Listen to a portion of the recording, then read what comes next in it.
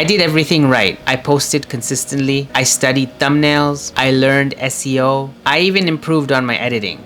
And still, I barely moved. And although YouTube is free, no one warned me about the hidden costs about growing on YouTube. So today I'm going to tell you the truth. Not the motivational version, but the real truth. And if you're trying to make it on YouTube like I am, then you're going to want to hear this.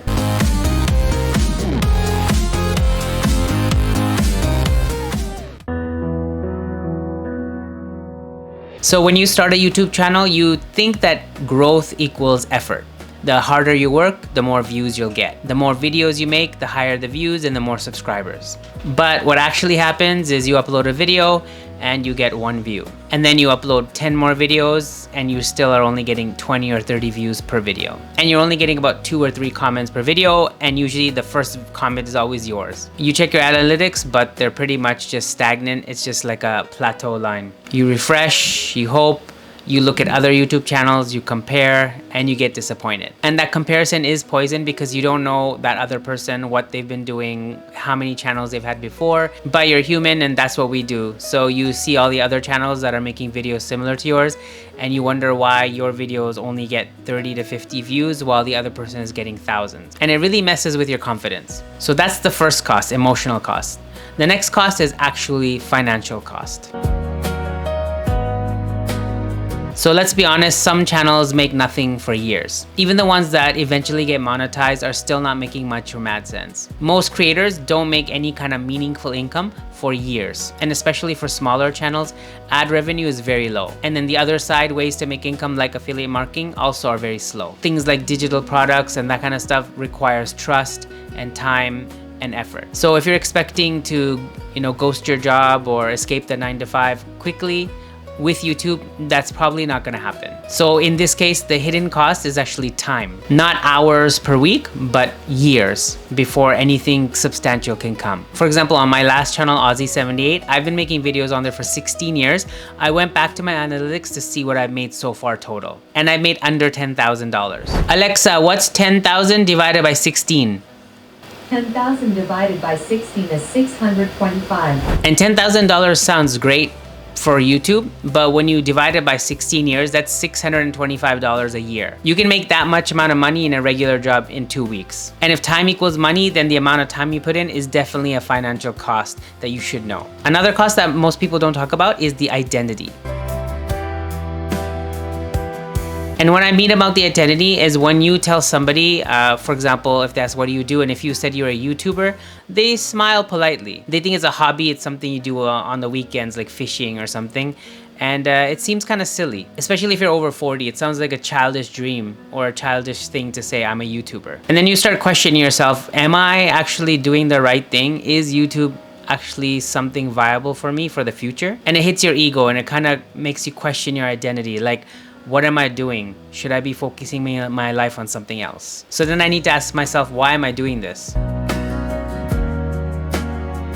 And my only answer really is because I can and I want to. I mean, there's really 2 reasons if you do want to be long-term on YouTube that you do this for. One is you actually like doing it. That means despite how many people watch or how many people subscribe or how much money you end up making in the end, the main thing is, do you like making YouTube videos? Do you like this as a hobby and as a part of your life? If the answer is yes, you want to continue doing it. And the second thing is, are you willing to play the long game? Because YouTube is not like a lottery ticket where you can suddenly become rich overnight. It's something that you build. Every video you make is like an asset. Every skill that you're getting from making these YouTube videos compounds. And everything you learn on YouTube and all the challenges you go through makes you more resilient. And unlike your job, you really are your own boss. You decide what you want to do, how far you want to take your YouTube. No one can fire you for your old channel. So it's up to you if you want to quit or if you want to keep going. So here are some of the things that I've kind of changed in my mind and I try to focus on now when I'm doing my YouTube.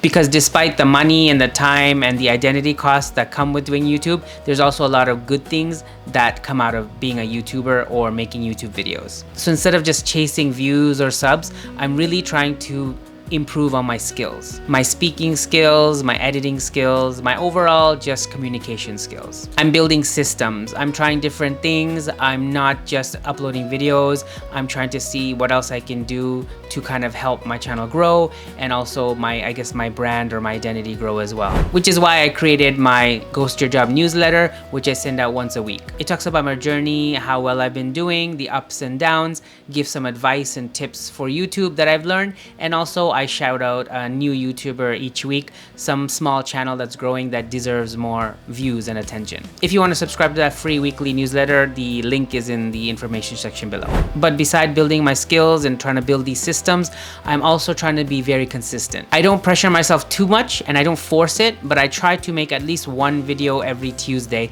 that I upload. And I think the biggest thing is I've really stopped trying to really compare myself to other YouTubers because I don't know their backgrounds. I don't know exactly where they came from. Everyone's different, so everyone grows at a different pace. And for me, I know I'm not going to be one of those channels that blow up overnight. I'm more of that baby steps kind of channel. And I try to do everything in baby steps. I try to make better hooks. I try to make better thumbnails. I try to make better videos. I just try to better myself each video I upload. And I also try to focus more, and I try to make a clear message because I'm also learning on this journey who I want to talk to and who enjoys my content. And I think that's how I'm going to eventually ghost my job. It's not going to be by exploding overnight.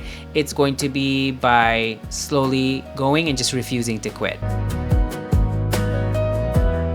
So if you're struggling right now, it's kind of good. It means you're not on easy mode and you're not just coasting. You're actually putting the work in. And if you're also one of those small channels that are still making videos and not giving up, then you're similar to me, where the rewards outweigh the costs. Because the costs are real, but so are the opportunities. I'm not giving up, and I hope if you're watching this still, you don't give up either. And if you're like me and you're in that boat where you're kind of frozen, where you're not growing too much, but you're also not a beginner, then you should definitely watch this video here, which is where I talk about that phase that no one really talks about. Thanks for watching, and see you in this video.